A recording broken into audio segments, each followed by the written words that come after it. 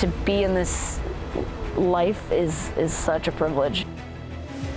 I wouldn't have quit my job if I hadn't been sponsored. Emkay has this like thing where she needs it to be hard to want to do it. Those like last 2 climbs, that's when I'm gonna be in the most pain. If I'm crying, I'm fine.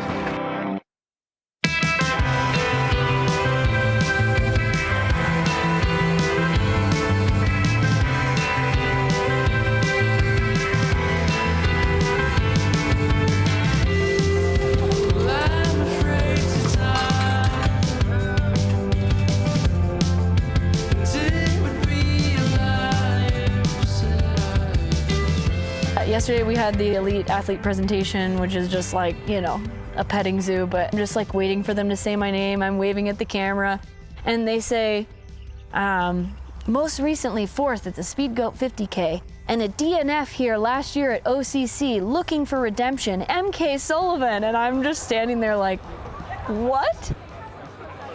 Like those are the results that we're gonna go with? I'd have never heard somebody use a DNF as like a result.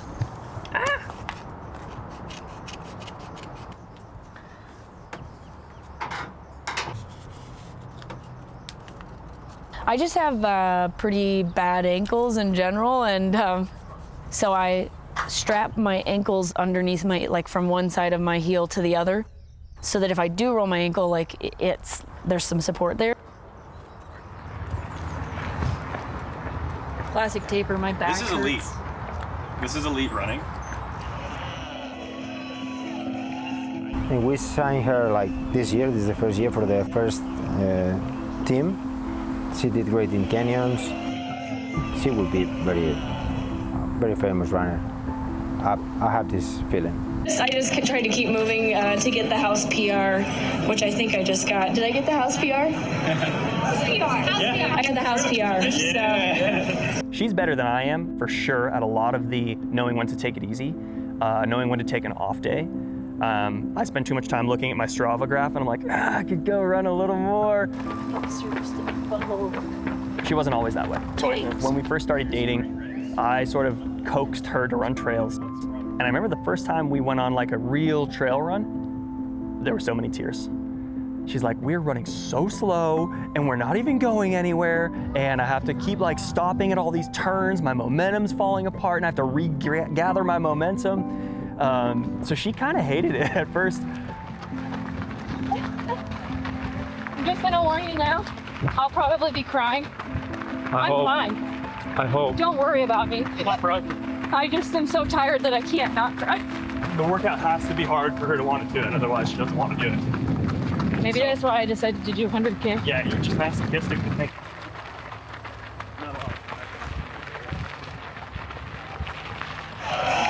I knew this. I picked this one, dude. I picked this one. I told everybody that she was going to be second. Okay.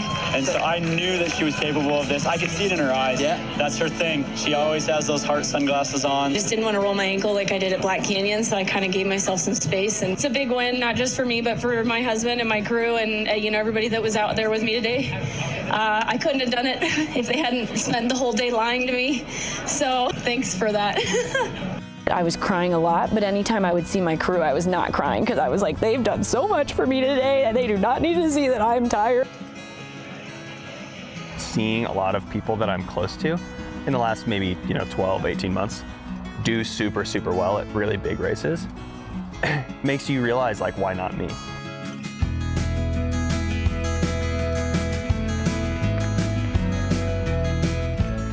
Tommy's ready to have a big day. He ran this crazy fucking race back at home in May, the Silver State 50 miler. He's been putting in weeks with 30,000 feet of vert like since early July. He wants to prove that he can join the elite team for next year, but this is something that we didn't decide yet. Last year is when I started to have a little bit more intentionality behind it. I think for a long time I just followed her around to races, and I think I could have a really good day And if I do, yeah, I think that would be like the step toward being able to make enough money in the sport. This is my second attempt at the distance. Definitely capable of winning this race, but 10th place would be really fucking good day two. So if I've caught you, then I've beat the women's CR by like an hour. So you have some confidence in yourself. What is it again? 11:40. When you do have a job and you do invest so much time and energy into a sport or a passion or something like that, the thing is, it can't really be you until you just stick yourself in it. Hey! Bonjour! Even Emkay walks. Hey, look, it's Tim Tollefson.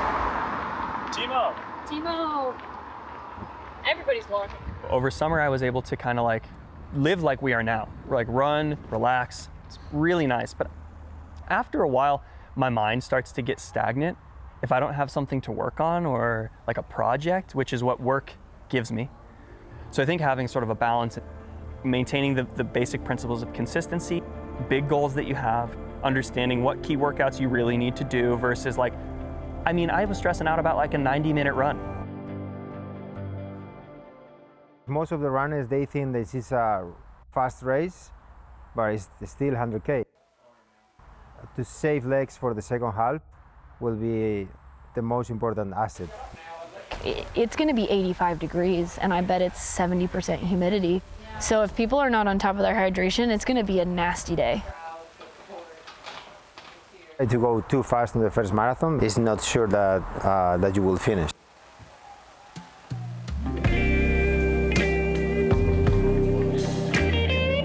Here in Europe, I find that like the men are generally like a little bit more aggressive when it comes to letting women pass. We tried to get UTMB to give us like 15-minute head start, basically, like the elite women, and they gave us a hard no on that. So that's cool. But whatever, I guess it's the way of racing if you're a woman. Last year at World Championships, I was in 11th place. I was trying to get into the top 10, and I come off the top, and there's this man in front of me who like is refusing to let me pass. They'll like put their poles out wide so that when you try to pass, they're just in the way. Or they're running with them and they're like in your face. And there's another man behind me who is like screaming at him, like, let her pass, let her pass. I was so angry, but it probably got me to the finish line because I was just like raging. And I ended up in 9th place, but it's like 7th and 8th place finished 30 seconds in front of me. So it's like, you look back and you're like, well, shit.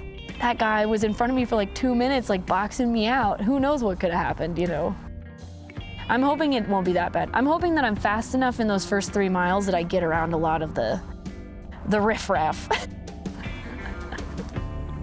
We'll see.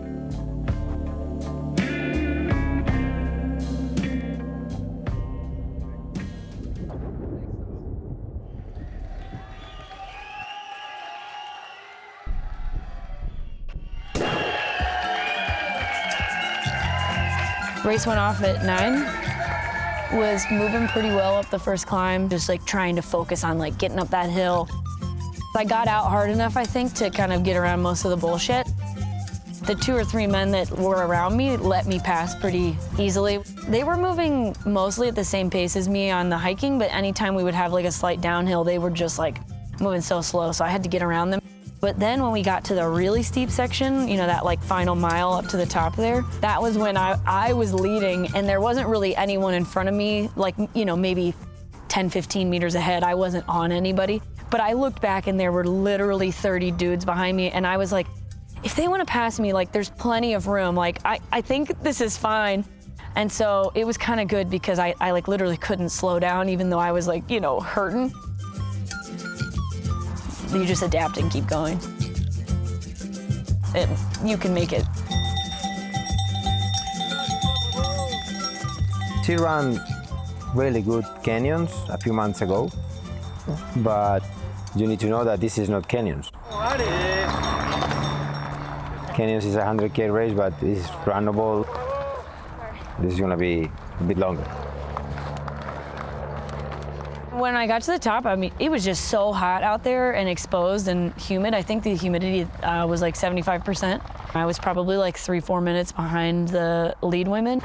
It's easy to get caught in that, like everyone is like running so fast in the beginning, and it's quite aggressive. The first climb is you get soon into a narrow trail. It was really hot, and I knew that if I went out too hard, I was just gonna die the second half. So, kind of let them go in the beginning, but was just moving at my own pace. I was really pleased actually when I saw that she didn't start so fast. I ran the race 3 times, and I know it's really easy to go too hard at first long uphill, like 1,500 meters, and it's a long race. But I think she started out perfect, kind of a little bit back there and like picking off people. I'm positive that she will do great, but we don't know.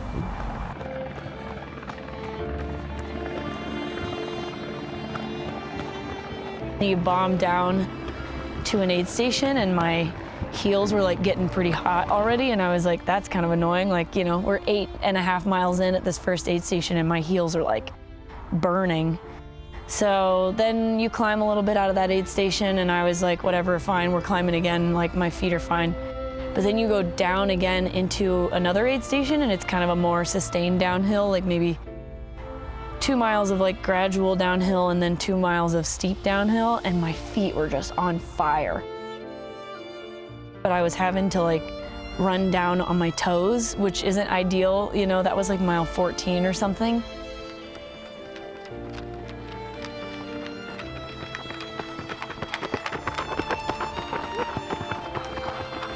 And was like, okay, I can make it to 50K. Like, I at least have to make it to like Champs-Lac. She stays steady. Once she gets going, she just keeps burning coal. So I don't think it really messed with her either way.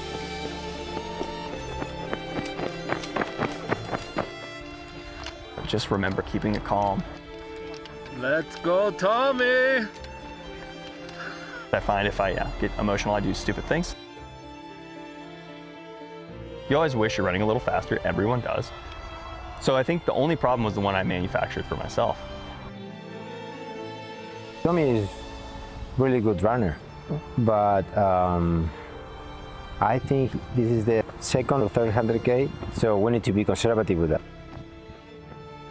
A lot of like little flickers of doubt. What am I doing here? Like, should I just stop? Am I sick? What's wrong with me? You try to diagnose the reason.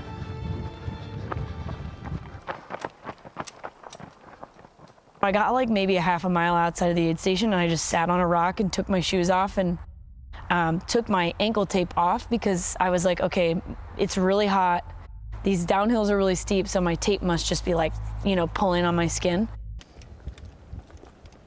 She just has these ankles that are prone to rolling. It's tough when you're in a spot like that, because the risk of like continuing there without tape potentially is like a broken ankle for her.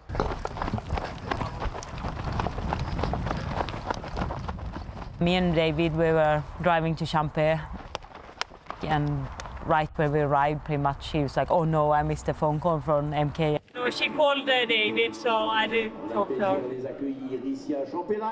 It just like was not getting any better, and I still had 47 miles to go at that point, and I was like, I don't think I can like do this for 47 more miles. Like, my feet were on fire. It's like, oh, I was so early. Should I call back and try to persuade her to like keep going? I was like walking back and forth. And then finally I was just like, if you're having this conversation with yourself already at this point in the race, like, you just need to stop.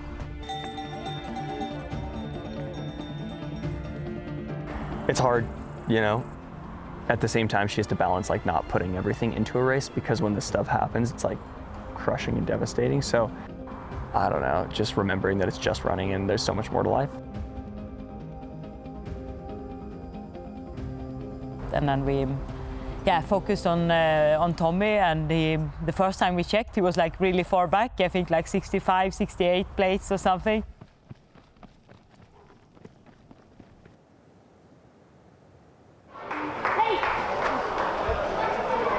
Coming into Champs-Lac, And the first thing he asked about was Emkay, and I was like, yeah, I felt I had to say she dropped. Yeah, just keep going. Okay. She dropped. Fucker. Yeah. But I tried to be like, okay, she dropped, but now it's your race. Yeah. How are you I think I'm in a Red Bull. Yeah. I feel really worked. She's had some races where she's gotten hurt in the race. Yeah, first time. And so I would just really wanted to make sure she didn't break her ankle. What place were you? No, I think at 50, catching up, like 50? Okay. Yeah. I tried to be a little bit, get him like, okay, here's your stuff, and like we pour water, and it's like, okay, let's go, moving. How many bottles do I have? yeah, you have extra now. Yeah. Okay. Good. The first turning point really came when I first saw Ida at Champs-Élysées. She just told me that I was like moving really well and that I was catching people. I asked her what place I was in, and she's like 50 something. I was like, oh my gosh, that's so far back. And she said, just go catch more people. Why did you do this? Yes, why do you do this? No. People got so hard. I just couldn't. My heart rate was really high in the beginning, like 180 going up the climb. So I had to like calm, and then people passed, and I said, well, they'll blow up or not. So, yeah. How are you feeling now then? I'm not feeling good, but I've been catching people for 2 hours. Yeah, I've been seeing that. Like I've probably caught like 15, 20 people. Yeah. So I think it's just a matter of having a good, fast hike for the next 6 hours. Go, go, go! It's just so pretty here. I've already cried twice. It's so good. We've had up, we've had down, we've had nights, we've gone round and round. Between each of these aid stations is one big climb, so a lot of things can happen. Hello. When I got to Trient, my coach was there, and he said the same thing. You're gaining on people. Like, you're putting tons of time into people. People are starting to fall apart. If you're like passing people when you're feeling kind of like meh, it starts to like build you up again. So I'm sure that helped him to just be like running people down the entire day.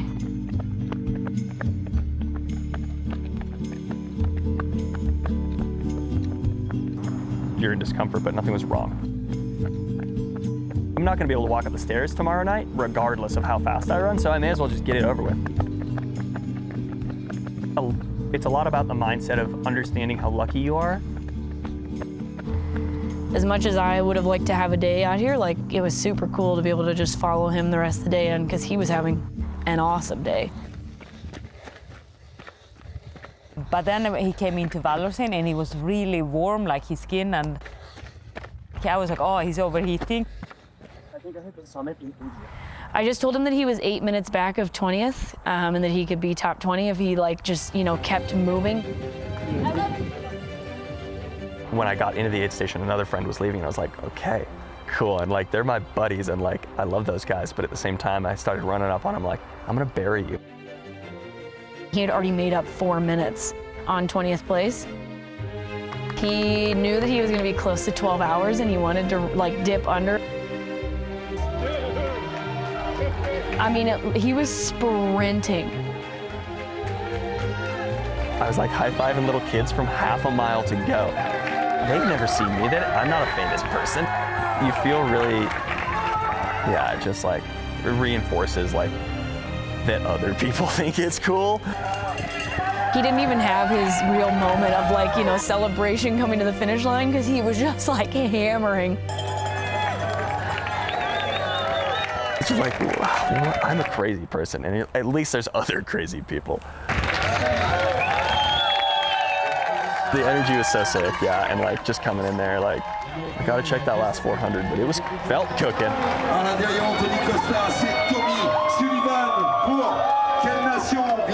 And he ended up running 12 hours and 8 seconds. I think he's happy with it. I mean, he should be. 23rd is crazy at a race like this, especially the men's race this year. It was so stacked. I was so happy to see him have a good race, and I mean, he overtook a lot of like good runners. To go from 65th to 70th to 23rd all in one day is crazy. So good, so good. That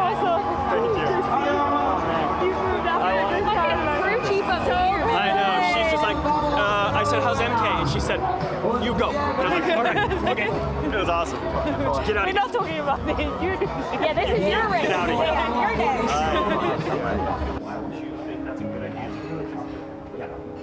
Yeah, I'm proud with the way that I just continued to like kind of execute and like focus myself.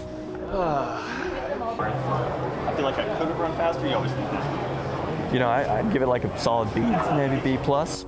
Always room for improvement, but I feel like I could have run faster. Holy guacamole! Oh shit! I've seen you do it so